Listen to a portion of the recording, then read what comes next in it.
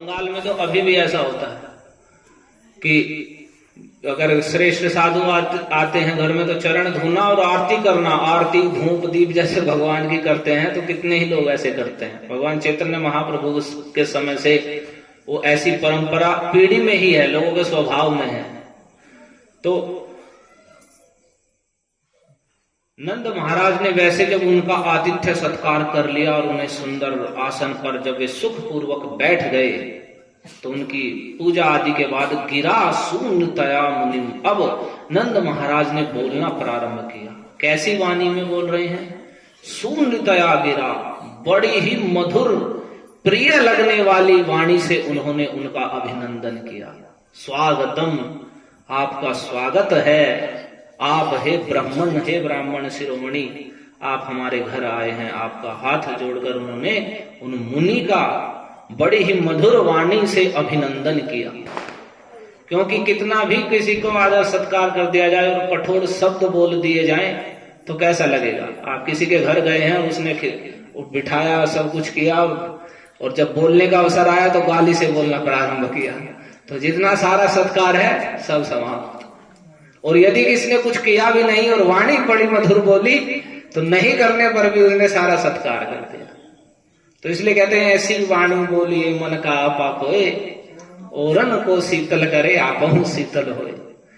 ऐसी वाणी बोलनी चाहिए कि जो और दूसरे व्यक्ति उसे सुनकर शीतल हो, ठंडा हो, प्रसन्नता आए उसे सुनकर। ऐसा नहीं कि क्रोध आ जाए और जल जाए वो। औरन को शीतल करे आपहु शीतल होए, और उसे बोल करके स्वयं भी शीतल हो, ठंडा रहे, हृदय में क्रोध आदि ना उदित हो। तो ऐसी वाणी बोलनी चाहिए जिसे सुनकर मन का आपा कोई व्यक्ति के हृदय को आकर्षित करे। कह रहे वचने का दरिद्रता, वाणी बोलने में क्या दरिद्रता करनी है? धन आदि खर्च करने में तो व्यक्ति सोचता है कि यार मेरा पैसा खर्च हो जाएगा और धन संपत्ति मैंने कमाई है तो वो खर्च हो जाएगी, मैं दरिद्र हो जाऊंगा। लेकिन कह रहे हैं प्रिय वाक्य प्रदानेन सर्वे तुष्यन्ति जंतवः। प्रिय वचन बोलने से सभी जंतु, सभी जीव तुष्ट होते हैं, मधुर वाणी बोलने से। तस्मात् तदैव वक्तव्यम, इसलिए बुद्धिमान व्यक्ति को मधुर ही बोलना चाहिए। वचने का दरिद्रता, भला बोलने में कौन सी गरीबी आ रही है? बोलने में तो कोई गरीब नहीं हो जा रहा है। अच्छे शब्द तो हम बोल सकते हैं। ऐसा तो नहीं है कि हम अगर अच्छे शब्द बोल देंगे तो हमें दरिद्रता आ जाएगी, हमारे शब्द समाप्त हो जाएंगे। तो इसलिए सदैव मधुर और प्रिय वाणी से ही हमें वार्तालाप करना चाहिए। अगर हम बोल रहे हैं और विशेषकर सत्कार आदि कर रहे हैं उस समय तो बड़ी ही मधुर वाणी बोलनी चाहिए। तो वैसा ही यहाँ सुंदर मधुर वाणी से उन्होंने, नंद बाबा ने उनका अभिनंदन किया। और कैसा कर दिया उस वाणी से? कह रहे नंद यित्वा, उस वाणी को सुनकर उन्होंने आनंदित कर दिया, वाणी बोल करके उन्हें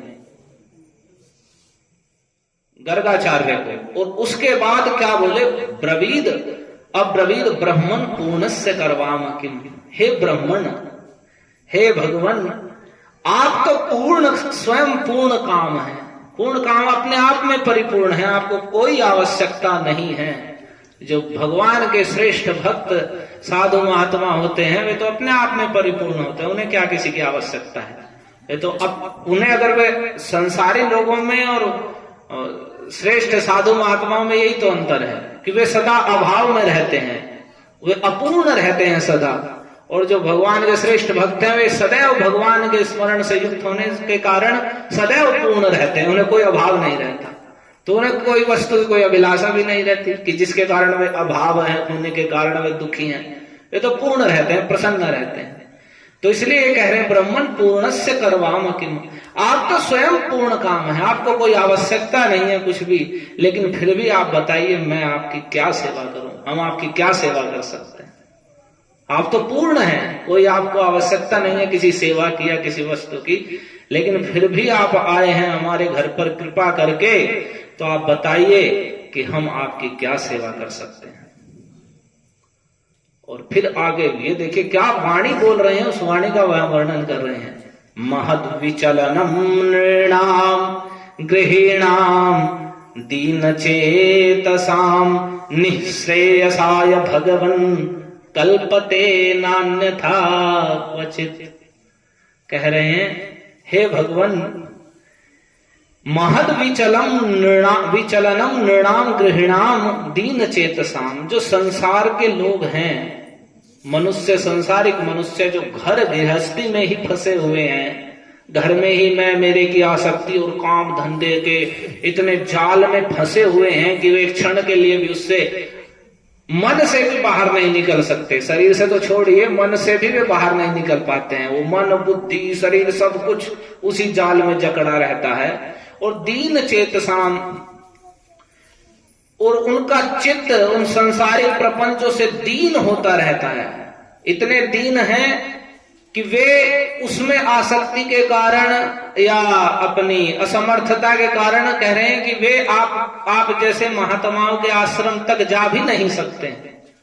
उन्हें इतना समय ही नहीं है, या वे चाह कर भी आप जैसे महात्माओं से मिलने के लिए उनके आश्रम या तीर्थ में नहीं जा सकते हैं। इतने दीन चित्त हैं वे, उसमें ही, उस प्रपंच में ही फंसे रहते हैं।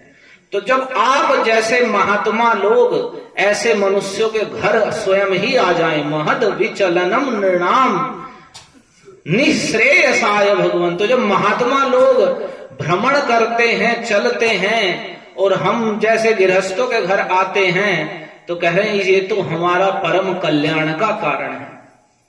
क्योंकि आप जैसे निःश्रेयस यानी परम कल्याण करने के लिए, जो साधु महात्मा वे नहीं कि संसारिक वस्तुओं के लिए और उनके पास जाते हैं या उन्हें उस संसार में फंसाने के लिए, कह रहे नहीं, आप उनका परम कल्याण करने के लिए ही आप जैसे महात्मा पुरुष लोग जब भ्रमण करते हैं, ऐसे हम जैसे घर गृहस्थी में फंसे हुए दीन चित्त वाले मनुष्यों के लिए तो उनका परम कल्याण ही करते हैं, और कोई आपका उद्देश्य नहीं होता। उनके कल्याण के अलावा हम जैसे लोगों के, वे कह रहे हैं नंद महाराज, हम जैसे घर गृहस्थी में फंसे हुए लोगों के कल्याण के सिवा आपके आगमन का और कोई दूसरा कारण नहीं है। आप आए हैं तो हमारा कल्याण करने के लिए, आपको आवश्यकता नहीं है आने की, आप तो पूर्ण काम है, अपने आप में पूर्ण है। तो फिर भी अगर आप यहाँ आए हैं, आप जैसे श्रेष्ठ महात्मा जब आते हैं दीन गृहस्थों के घर में, तो उनके परम कल्याण करने के लिए ही आते हैं, और कोई उनका उद्देश्य नहीं होता। यहाँ कहते हैं महद विचलनम, यदि वे किसी के घर जाते हैं, साधु महात्मा लोग किसी के घर जा रहे हैं, उनका आतिथ्य सत्कार ले रहे हैं, उनका दिया हुआ ग्रहण कर रहे हैं, खा रहे हैं या आशीर्वाद आदि दे रहे हैं, इससे उनकी तो निजी तौर पर हानि होती है। उनकी तो तपस्या, जो भजन है वह कम होता है, क्योंकि उनकी जो भी पूजा आदि कर रहा है उसका तो कल्याण होता है, लेकिन उनका निजी तौर पर हानि होती है। लेकिन फिर भी वे उस हानि को उसे स्वीकार करते हैं। किस लिए? तो हम जैसे घर गृहस्थी में फंसे हुए लोगों का उद्धार करने के लिए, उनका कल्याण करने के लिए। स्वयं अपनी हानि सहकर भी वे हम जैसों का कल्याण ही करते हैं। तो हमारे कल्याण के लिए ही आपका आगमन, आप जैसे महात्माओं का घरों में, गृहस्थों के घरों में आगमन होता है, और कोई कारण नहीं है। और इस प्रकार से कह करके फिर कह रहे हैं ज्योतिषामयनम साक्षात। तो पहले तो उन्होंने, अब यहां वसुदेव जी ने तो प्रेरित कर ही दिया, नंद महाराज पहले से सोच रहे हैं कि कोई ऐसे श्रेष्ठ साधु ब्राह्मण आए या मिले तो मैं अपने इन पुत्रों का संस्कार करा लूं, इनका नामकरण संस्कार करा लूं। तो पहले से ही नंद महाराज के हृदय में ऐसा विचार है।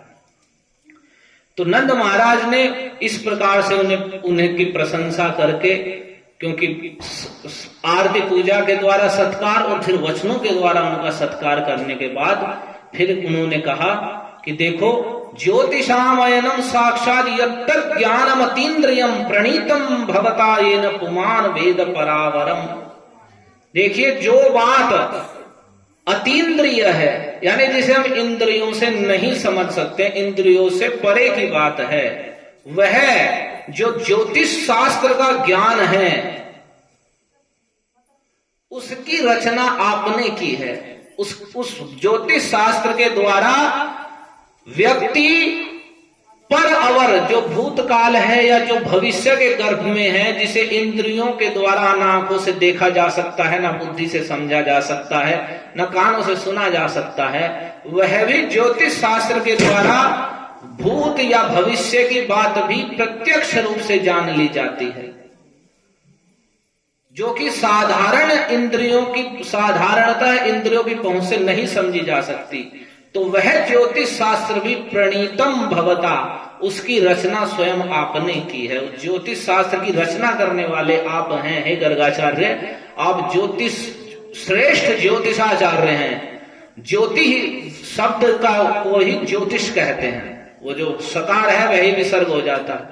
तो ज्योति का मतलब है, जो वेद शास्त्र है उसके 6 अंग हैं, तो उसमें एक ज्योतिष है। ज्योति ही का अर्थ है नेत्र स्वरूप है। जैसे हम चलते हैं तो हम नेत्रों से पहले आगे देख लेते हैं और फिर चलते हैं, ऐसे नहीं आंख बंद के चलेंगे तो कहीं भी गिर जाएंगे।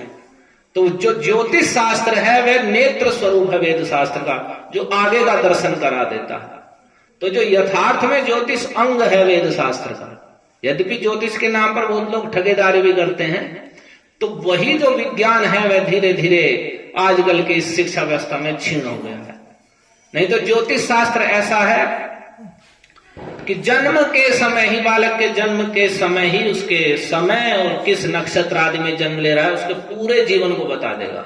क्या ये जीवन में करेगा, क्या इसके लक्षण होंगे, कैसे इसकी प्रवृत्ति होगी।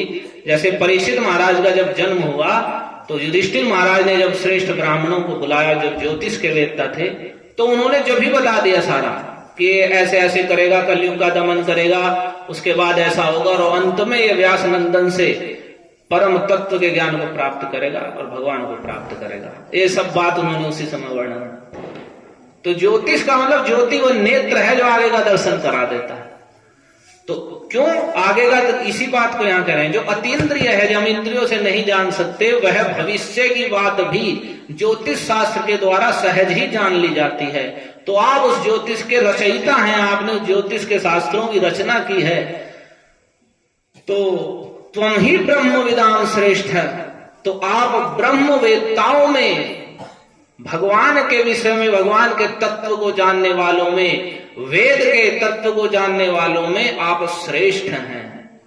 तुम ही ब्रह्मविदाम श्रेष्ठ हो। वेद वेत्ताओं में, जो वेद शास्त्र को जानते हैं और भगवान के तत्व, उनके महिमा और स्वरूप को जानते हैं, उसमें आप श्रेष्ठ हैं, ज्योतिष के आचार्य हैं। तो मैं आपसे प्रार्थना करता हूं, संस्कारान कर्तुमर्हसि बालयोर अनयोर, आप इन दोनों बालकों के, वहीं माता यशोदा और रोहिणी जी के गोद में वे दोनों बालक हैं, कृष्ण और बलराम, जिनके नाम अभी आगे गर्गाचार्य के मुख से ही प्रकट होंगे।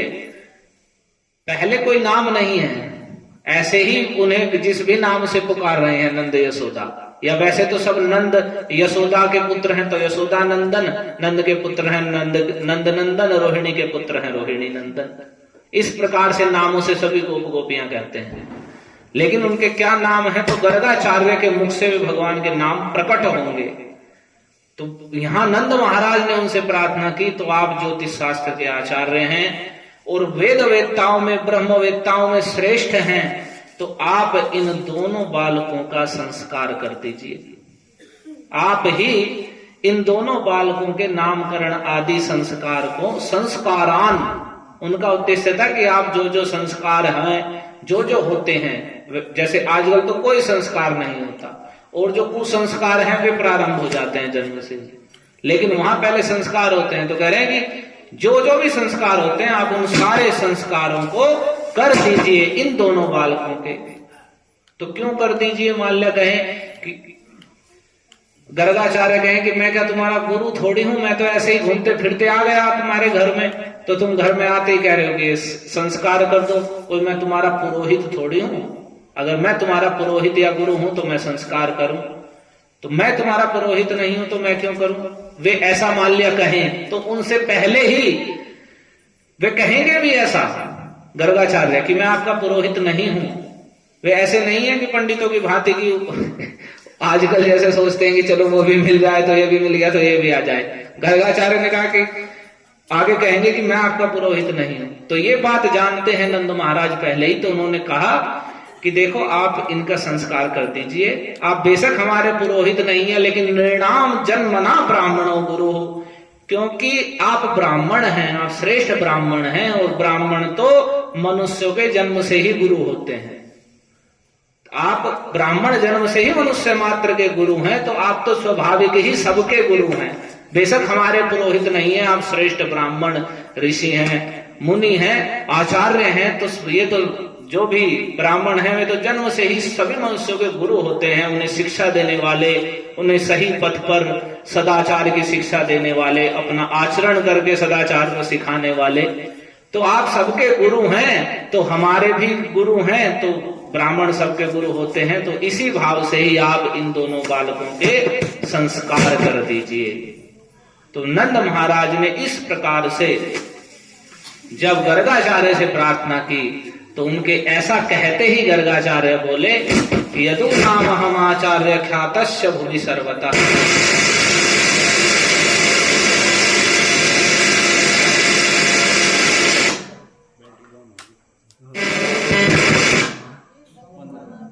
यदु नाम हम आचार्य, मैं यदुवंशियों का आचार्य हूं और भूमि पर ख्यात हूं, मैं कैसे तुम्हारे पुत्रों का संस्कार कर सकता हूं।